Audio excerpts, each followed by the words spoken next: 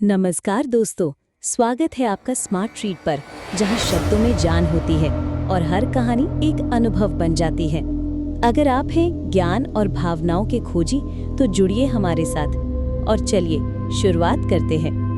कुछ कहानियां ऐसी होती हैं जो एक बार नहीं बार बार पढ़ी जाती हैं, क्योंकि उनमें वो सच्चाई होती है जो शब्दों से ज्यादा मौन में छिपी होती है।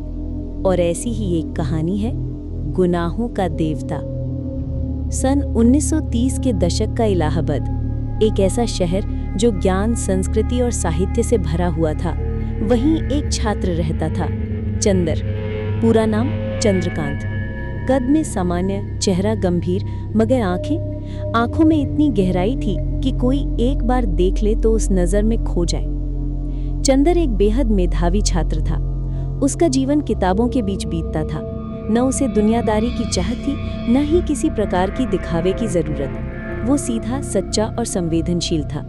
शायद इसीलिए वो अपने प्रोफेसर डॉक्टर शुक्ला का सबसे प्रिय छात्र था। डॉक्टर शुक्ला संस्कृत के प्रोफेसर, विद्वान और सख्त अनुशासन प्रिय। मगर उनके जीवन का एक कोमल पक्ष था, उनकी बेटी सुधा। सुधा नाम जितना सरल, व्यक्तित्व उतना ही मोहक।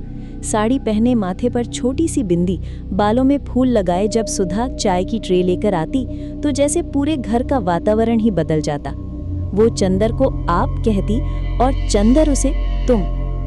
चंदर जब भी डॉक्टर शुक्ला के घर जाता तो उसकी नजरें अनायास ही सुधा को खोजती।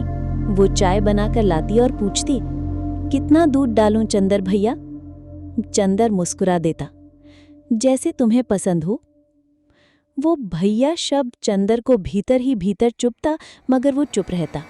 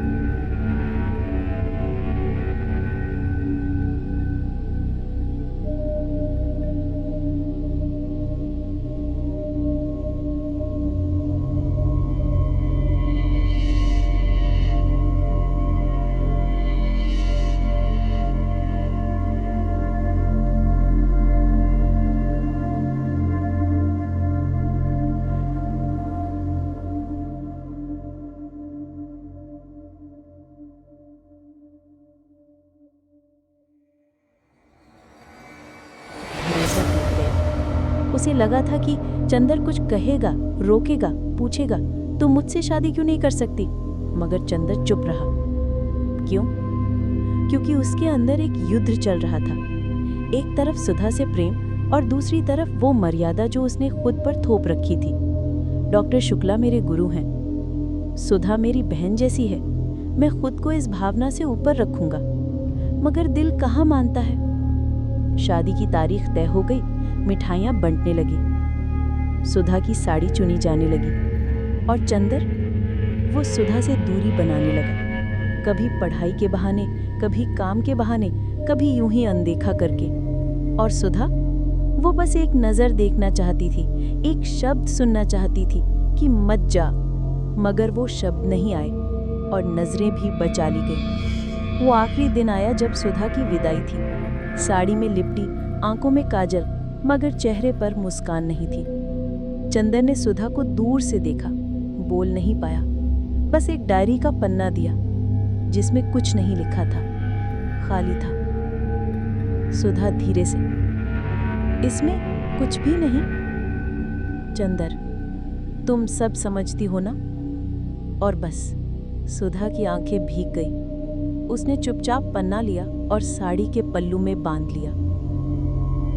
बिछुड़ाव का असर। सुधा की विदाई हो गई, ढोलकें भी थम गई, घर सूना हो गया।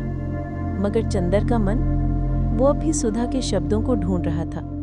चंदर सुधा को भुलाने की कोशिश करता रहा, कभी किताबों में, कभी शायरी में, कभी शराब में। मगर हर बार जब आंख बंद करता तो सुधा की मुस्कान सामने आ जाती। कई बार वो खुद से लड़ता, मैंने सही किया ना, मैंने खुद को रोका क्योंकि वो मर्यादा थी। मगर एक छोटा सा दिल अंदर से चिल्लाता कि अगर तुमने सिर्फ उसे पसंद किया होता तो ठीक था, मगर तुमने उसे चाहा था चंदर, और चाहने से बड़ा कोई गुनाह नहीं होता इस दुनिया में। वक्त बीतता गया, सुधा अपने नए जीवन में चली गई, चंदर अपनी ही खोई हुई दुनिया में। दोनों ने एक दूसरे से मिलना बंद कर दिया, मगर मिलना रुका कहाँ था। हर नींद में, हर ख्वाब में, हर डायरे में, हर कविता में, हर चुप्पी में मिलते रहे दोनों। ये था गुनाहों का देवता का पहला भाग। कहानी अब यहीं से मोड़ लेती है। तो अगला हिस्सा देखने के लिए अभी सब्सक्राइब करें स्मार्ट रीड पर, क्योंकि ये सफर अब हर रोज आगे बढ़ेगा, सिर्फ यहीं। अगर इस कहानी ने आपके मन को छू लिया हो तो एक लाइक दीजिए और कमेंट में बताइए कि आपको कौन सा हिस्सा सबसे ज्यादा भावुक लगा। और हाँ, ये तो सिर्फ एक भाग था। गुनाहों का देवता की पूरी कहानी अब हर रोज नए भागों के साथ स्मार्ट रीड पर।